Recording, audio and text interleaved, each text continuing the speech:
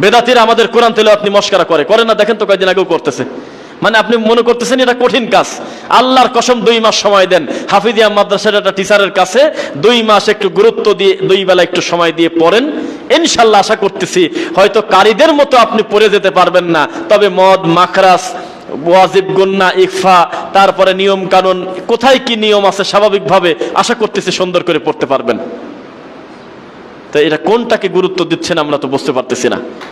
আমাদের এমন অকারণে তারা গালি দিতেছে, আমাদের অসুবিধা নাই, হাজারো হাজারো গালি দিচ্ছে, ওগুলোর বিষয়ে আমাদের কথা নাই, কিন্তু আমাদের কোনো ভুল পেয়ে যেন তারা গালি না দেয়, আমাদের যেন কোনো ভুল না থাকে। আল্লাহ তৌফিক দিক, আল্লাহুম্মা আমিন।